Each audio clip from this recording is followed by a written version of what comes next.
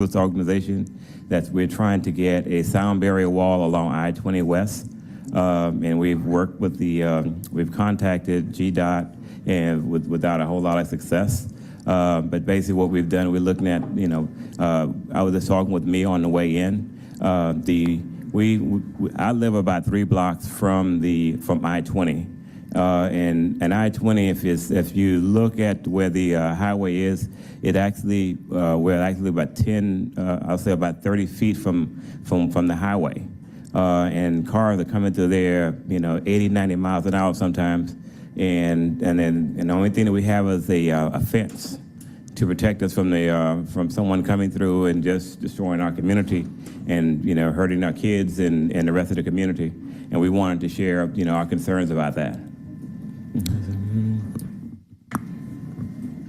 And what Keith is specifically referring to is Resolution 23-R-4252. The proposed resolution is not only a step in the right direction, but also a chance to give communities who are impacted by this a better quality of life. Since the inception of the interstate system, communities like those on the west side have felt the greatest impact, and this is our chance to undo a wrong that has plagued the city for decades. We respectfully request that you move forward with approving Resolution 23-R-4252. Thank you. Thank you both for coming down today. We'll have a conversation about it, but I think there's pretty strong support on council for this common sense endeavor. Highways, as we know, are not always nice to live next to for a whole host of reasons. So I'll note I've been joined by my colleagues, Councilmember Keisha Shawn Waits and Councilmember Antonio Lewis, which gives us a quorum, and so I'll move to adopt the agenda. Second by Juan. Please open the vote.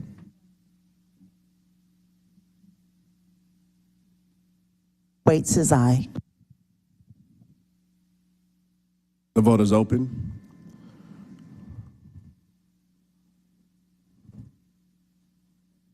The vote is closed. 5 yeas, 0 nays. The agenda has been adopted. Next item of business is to approve the minutes. I'll move to do so. Second by Lewis. Please open the vote. The vote is open.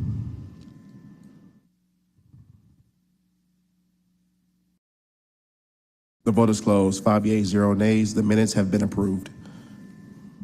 All right. Before we move to ordinances for first read, I understand that ATO DOT has a deputy commissioner they'd like to introduce to us. So please come forward and make the introduction. Good morning, everybody. Marcia Anderson, Bowmore. So I am no longer the interim Deputy Commissioner of Engineering because we have a for real Deputy Commissioner of Engineering. And it is with great joy that I introduce you today to Lenore Bromberg. I'll let her come to the mic and share a little bit about herself. But I've known Lenore for much more than a decade. I won't say how much longer, but much more than a decade. And we've worked together professionally, both on engineering projects as well as in our professional organization, the American Society of Civil Engineers, where Lenore is very active, including leading the Government Engineers Council. So she has a tremendous background in the kinds of projects that we do, and just brings a wealth of expertise, both from having served on the public side as well as the private side. She has a great understanding of how to get things done. So with that, I will introduce Lenore Bromberg for our brand new, thank you for approving the Office of Engineering. Yes, thank you, because I have an office to lead, and I appreciate that. As Marcia indicated, I have worked in the private sector as well as the public sector. I come to the city with a little over 27 years of experience. I started with GDOT as a co-op when I was at Georgia Tech. I've also worked for a county in Central Florida, as well as a couple of consultants. My most recent experience is 8 years with the city of Roswell. I was the deputy director of the community development department, so I also have a lot of great understanding about development and how it needs to interact with our transportation system, which is how Marcia and I got even more heavily getting to know each other, because I was on the board of governors for the Transportation Development Institute for ASCE.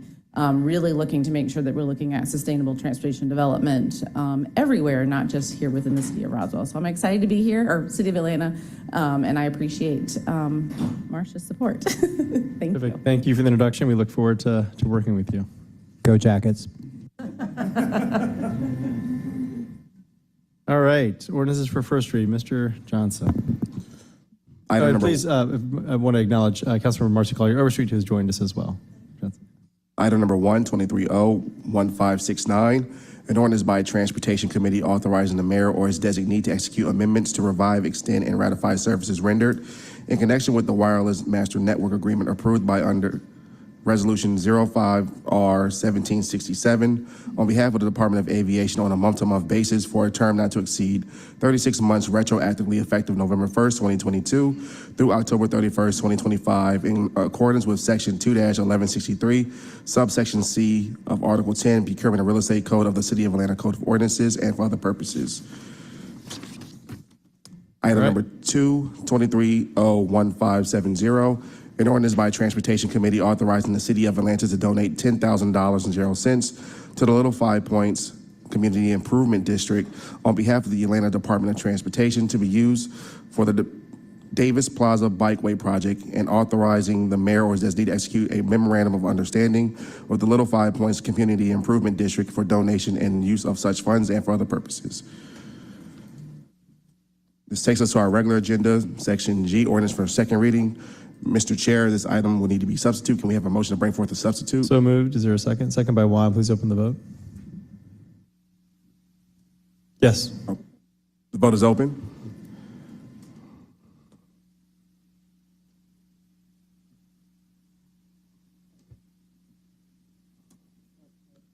The vote is closed. 5 yeas, 0 nays. The substitute is brought before you. The substitute changes the caption. The substitute also provides language revisions, corrects the code sections in the caption throughout the legislation, and also changed the time of the permit parking program from 24 hours to 12 hours. Item number 3, 23-0-1548. An ordinance by Councilmember Alex Juan as substituted by the Transportation Committee. An ordinance to amend Chapter 150, Traffic and Vehicles, Article 4, Stopping, Standing, and Parking, Division 4, Residential Permit Parking, to create a new residential permit parking program to be entitled Morningside Lennox Park Residential Permit Parking Area to waive certain requirements of City of Atlanta Code of Ordinances, Sections 150-148 and 150-149, and for other purposes. Motion approved by Juan, second by Amos. Any comment from ATL-DOT? Mr. Smith? Nope, we're good. Please open the vote. The vote is open. And as the vote is occurring, I think it's maybe worth acknowledging that in the past, residential permit parking has been purely an administrative action. You have now legislated that we will, it's still administrative, requires administrative action, but there will be a formal piece of legislation that's approved to acknowledge it or move it forward. Right, yeah. So based on the legislation that we passed last time, all of the residential permit parking will be codified just for memorialization and just prosperity's sake, so that it's just fixed. So, Yep. yes. Which begs the question for law, do the pre-existing or the currently existing residential permit parking zones that exist today need to be codified? That was done. That was what the previous legislation did. Great. Should pay attention to my own committee. Item 4. The vote is closed. 4 yeas, 0 nays. The item is favorable on substitute.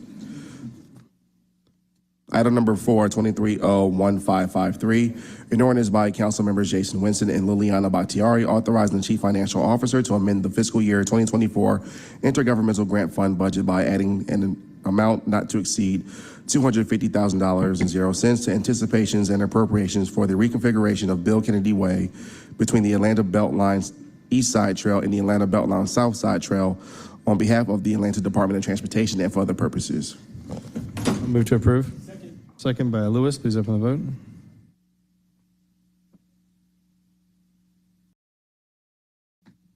The vote is open.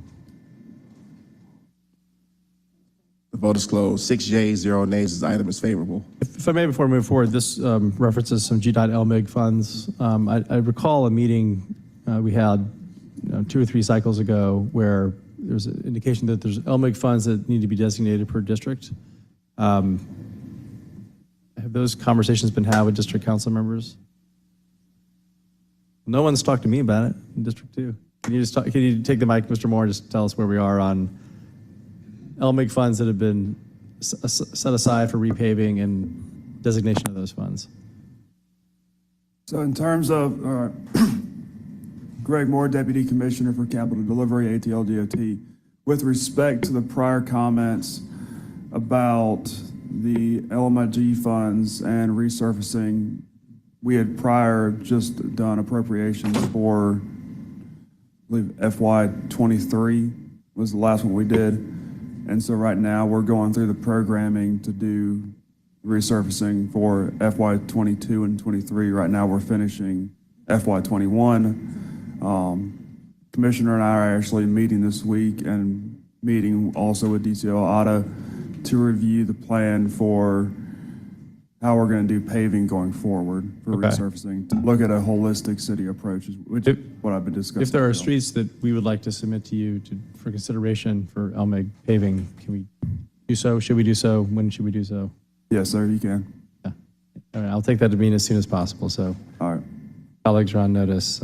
It's often useful, especially for small stubs of streets or streets that get overlooked in bigger repaving. So.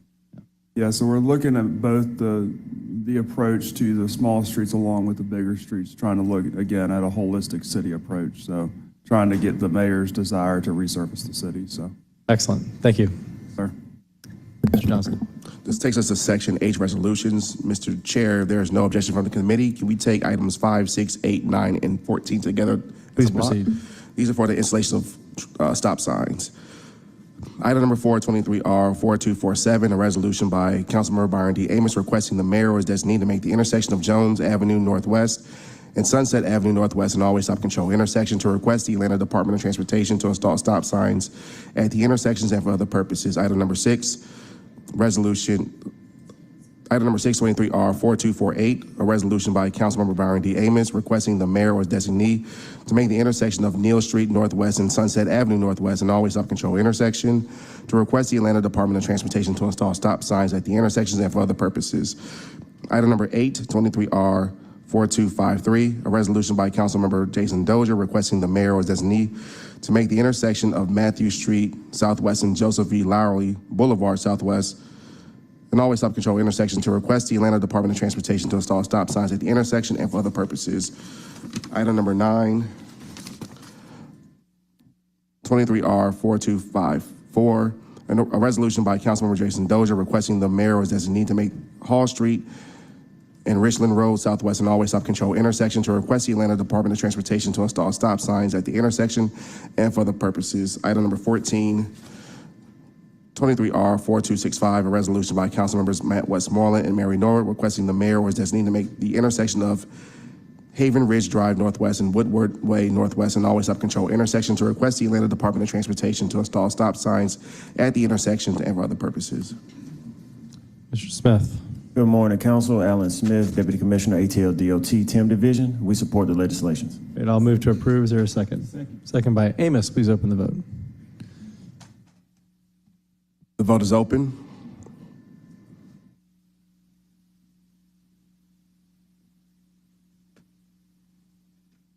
Will everyone please vote? The vote is closed. 6 yeas, 0 nays. These items are favorable. This takes us back to item number 7, 23R 4252, a resolution by Council Members Jason Dozier, Andrea L. Boone, Byron D. Amos, Jason Winston, and Matt Westmoreland requesting the state and federal government support the installation of a Type 2 noise barrier wall along 5 miles of Interstate I-20, Hill Street Southeast, and Hamilton E. Holmes MARTA station, known as an initiative known as the 5 Mile Project, and for other purposes. Mr. Smith, any comment here? Mr. Dozier, would you like to make comment? Thank you, Mr. Chair. Thank you, colleagues. I just want to say thank you to the Mosley Park community for their grassroots effort to get this not only on my radar, but on the radars of our state legislators and our federal officials.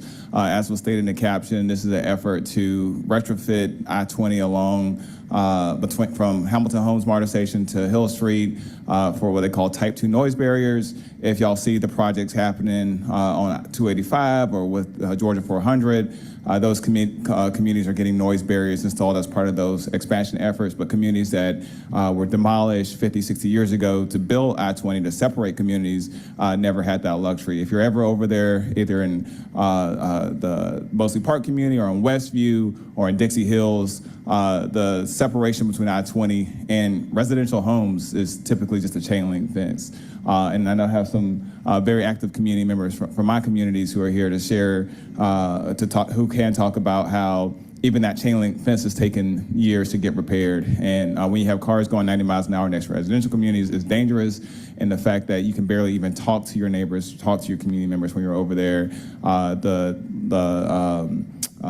just the negative effects of being that close to a highway, but not only just from an air quality standpoint, but just your hearing, it's just a terrible experience. And so what we're asking for is not only our partners at GDOT, but also our partners at USDOT to come back to our communities to install these noise barriers to better protect their communities, both from a long-term health and safety standpoint, but just as a way to begin the process of repairing the damage that was done when these highways were developed 50, 60 years ago. So I ask you all for your support in this endeavor, and just thank you once again to the Mosley Park community for starting this conversation, but it's impacting many of our communities, including Westview, West End, Dixie Hills, and others, and we want to make sure that we can right a wrong that has been hurting us for a long time. Thank you, Councilmember Dozier, for your leadership on this and for all the folks who've signed on. I'd like to add my name to the paper if possible. I think the whole committee would, and while we're doing so, I'll move to approve, and Mr. Juan is up first for comment. Yeah. I was going to make the motion to approve. So I'm curious as to if we've gotten any concrete pushback from GDOT in terms of and I'm curious what their rationale is, because this makes complete sense, and it almost makes no sense that they would object. So. The biggest issue is that there are limitations in terms of how they can spend federal dollars to do retrofit projects. So type 1 versus type 2, like I mentioned, type 1 is with the expansion or capacity increase. There isn't an opportunity to spend federal dollars for type 2 enhancements. So part of the resolution also speaks to that and asks for USDOT to change their formula and allow for greater leeway for those funds to be spent. So that's the biggest pushback, but, and I just want to give a shout out to our state representatives for the Mosley Park community that joined us and they're working with state partners at GDOT to try to figure out other ways to get it funded, but that's the biggest challenge. Yeah, because I would say it'd be helpful, I think, for us to also inventory. Councilmember Overstreet just leaned over and said that there's some similar situations in her district that ADOT kind of inventories this, and that we're submitting kind of a package mitigation effort for consideration. So, but thank you for your work on this. Thank you. Ms. Overstreet. Exactly. I really do appreciate this legislation because I've been working with GDOT and Cascade Park. In my district, we have two Cascade Parks, one with a K and one with a C. So Cascade Park with a C has really been trying to figure out how to get noise barriers. Like those townhomes and houses are literally on 285. And so we're talking trucks and just major noise. And I've been told over the years, because I've reached out to them over and over again, like we've done a petition, we've done several different things, and I've been told that the only way that we can get the noise barriers is if the makeup of 285 changed. Well, how often does that happen? And I also know that, Campbellton Road and the area across from 66 was also separated by I-66, Interstate 66. And they are, just like you said, a chain link fence is usually all that they have, where you can actually see the grills on the back porch. And so this is really great legislation. I support it wholeheartedly. I'm glad you're leading the way on this. And I think it's going to be a model for us to figure out how to do better by these other communities that really have been separated from major expressways and highways. And so great job. And I would love for our citywide council member to join me in helping Cascade Park. We could do legislation. And I'm also going to pull in a senator and a state rep to do something more formal like this for Cascade Park and others that have contacted me. Councilmember Lewis. Is the federal funding that's set aside for reconnecting lands that were split by highways, is it a part of this? So what we're asking for is, as we apply for these funding opportunities and as GDOT applies for these funding opportunities, to consider every pot of money, including reconnecting communities, including some of the federal earmarks that we've gotten from both our congressional offices and our senatorial offices.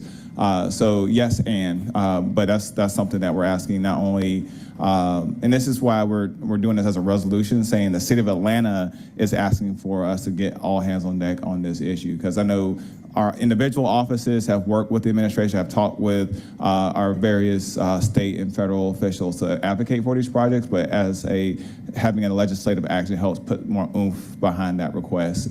But yeah, it's a yes and reconnecting communities, earmarks, mega grants, raise grants, all the above. We want to make sure that all funding opportunities are considered to support this effort. I appreciate this legislation. I hope that our at-large member can work with me on 166. We know it splits our communities as well. Thank you again. Thank you. I want to withdraw my motion to approve and put forth a motion to amend the caption to include all members of this committee who've indicated they want to be on the paper. Although Councilmember Amos is already a co-sponsor of the paper, but if you could add Councilmembers Juan, Overstreet, Faroki, Lewis, and Waits on this motion to amend, that'd be great. And again, thank you, Councilmember Dozier, for your leadership and work on this. Thank you. The vote is open.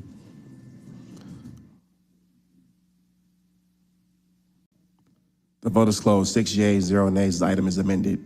I'll now move to approve as amended. Second by Juan. Please open the vote. The vote is open.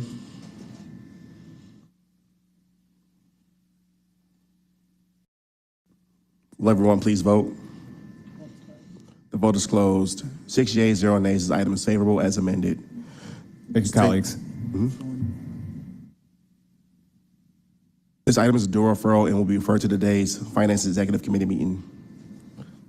This takes us to item number 10. Mr. Chair, if there is no objection from the committee, can we take items 10 through 12 together as a block? No objection. These are for the installation of traffic calming devices. Item number 10, 23R 4255, a resolution by Councilmember Jason Dozier requesting the mayor as needed to install traffic calming devices on Keneal Worth Street Southwest and Avon Avenue Southwest to Cableton Road Southwest and for other purposes. Item number 11, 23R 4258, a resolution by Councilmember Dustin Hillis requesting the mayor as needed to install traffic calming devices on St. Paul Avenue between Hightower Road Northwest and Hollywood Road Northwest in order to reduce speeding and for other purposes. Item number 12, 23R 4259, a resolution by Councilmember Dustin Hillis requesting the mayor as needed to install traffic calming devices on Carroll Drive Northwest between Marietta Road Northwest and Marietta Boulevard Northwest in order to reduce speeding and for other purposes.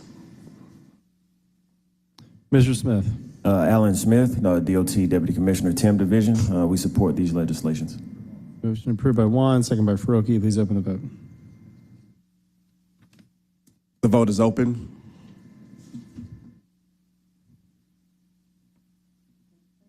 The vote is closed. 6 yeas, 0 nays. These items are favorable. Item number 13, 23R 4260, a resolution by council members Dustin Hillis and Byron D. Amos, authorizing the mayor as needed to execute an agreement for IFB DOT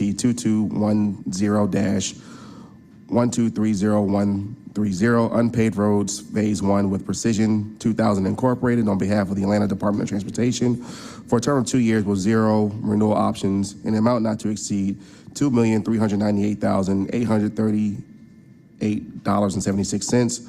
All contracted work will be charged to and paid from the fund, department, organization, and account numbers listed herein and for other purposes. And Mr. Chair, this item needs to be amended. The amendment attaches the IPRO report. I'll move to attach the IPRO report. Second by Juan. Please open the vote. The vote is open.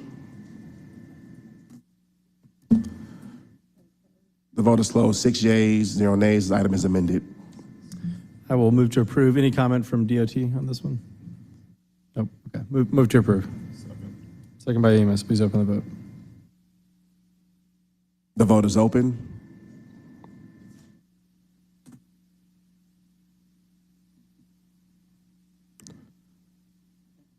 The vote is closed. 6 yeas, 0 nays. This item is favorable as amended. This takes us to item number 15. 23R 4338, a resolution by Transportation Committee authorizing the mayor or his designee to execute a Amendment number 4, the contract number listed herein, fingerprinting services and criminal background agreement at Hartsfield-Jackson Atlanta International Airport with Transportation Security Clearinghouse on behalf of the Department of Aviation to add services to the scope of the contract and to add funding in an amount not to exceed $30,000.00. All contractor work will be charged to and paid from the account numbers listed herein and for other purposes. Mr. Johnson, just so I'm clear, item 14 on my agenda is an intersection always stop. Did we already do that one? Mr. Chair, we already took that item. We're on item number 15. Oh, 15, I'm sorry, I misheard, it said 14 up there. So yes, please proceed, Mr. Smith. Good morning, Michael Smith, Deputy General Manager, Department of Aviation. This will allow us to amend our agreement with them to allow for e-badge systems with the Customs and Border Protection. This will allow for the issuance of those badges in a quicker fashion, which will reduce the issuance time to a little as about 2 weeks, as opposed to previously taking up to 30 days for those custom seals. Okay, I'll move to approve. Second by Juan, please open the vote. The vote is open. The vote is closed. 6 yeas, 0 nays. The item is favorable. Item number 16, 23R4339, a resolution by Transportation Committee supplementing a joint task order fund in the amount not to exceed $3,264,513.00 for use under 4 small architectural and engineering design service contracts listed herein for services to be performed at the Hartsfield-Jackson Atlanta International Airport. All services will be charged to and paid from the account numbers listed herein and for other purposes. Good morning, Tom Nasalki, Assistant General Manager for Planning and Development at the Department of Aviation. This legislation will help fund a joint task order fund for our 4 small on-call architectural and engineering teams. What the legislation will fund will be some North Cargo improvements at the North Cargo building, ceiling and lighting enhancements in the atrium and at the West Crossover, grease interceptor design on concourses B, C, and F, and schematic design for a revenue and employee parking lot. I'll move to approve. Second by Amos, please open the vote. The vote is open. The vote is closed. 6 yeas, 0 nays. The item is favorable. This takes us to our held items. We have 2 coming off held. The first is item number 25, 23R4050, a resolution by Councilmember Amir Faroki authorizing the mayor or his designee to make the intersection of Angier Avenue Northeast and Garden Park Drive Northeast an always stop control intersection to request the Atlanta Department of Transportation to install stop signs at the intersection and for other purposes. Yep. So this is a 3-way intersection, papers to create an always stop. It was held initially because one part of that 3-way was privately owned by an apartment complex that built that spur of the road. There's been email correspondence back and forth. Mark Ty from ATLD was on it, and the apartment complex gave the thumbs up, so we should be go. So I'll move to approve. Second by Juan, please open the vote. The vote is open.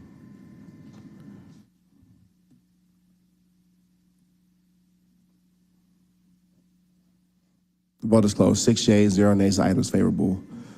Our last item for today, item number 27, which is an appraisal. The purpose of the appraisal is to estimate the market value of an unapproved right-of-way of Old Jonesboro Road abandoned pursuant to 23O1323, consisting of approximately 0.423 acres lying and being in land lot 65 of the 14th District of Fulton County, Georgia. The market value has been determined to be $25,400.00. Deshaun Mann, Department of Enterprise Asset Management. I'm Cheryl Glenn Snooks, the Real Estate Director for Dean. Any comment on this paper? And if not, Mr. Lewis has a question. And as a person who lives in that area, grew up in that area, looking at the prices of a land in that area, how is that land worth $25,000? Well, the appraiser is using the over the fence value. So the land itself is appraised as a bigger parcel, which is the abandonment is 0.423 acres, but the bigger parcel around it is 5 acres. So it's pretty much appraised over the fence value-wise. And what does over the fence value mean? Over the fence value means that when the appraiser appraises the land, he appraises it as if it's a part of the bigger parcel. Yeah. And so that just less than half an acre is only worth $25,000? Yes, the other thing is he discounted the property because it's surrounded by a scrap metal yard. So he did discount it 60% based on the location. You say 60%. All right, at least that's what I'm saying. If you tell me $25,000 for something over there, a discount by 60% is thank you for telling me that. At least I don't feel how I felt looking at $25,000 for a half acre land in District 12. Right, you were. Motion made by Juan, second by Faruqi. Please open the vote. The vote is open.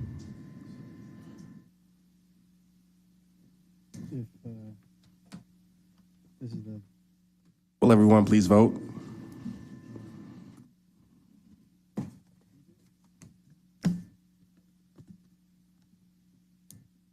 The vote is closed. 6 yeas, 0 nays. This item has been accepted.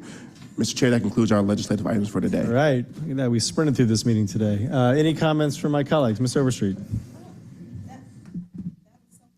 Okay. Good job. Yeah, all right. We'll see you in 2 weeks. This meeting's adjourned.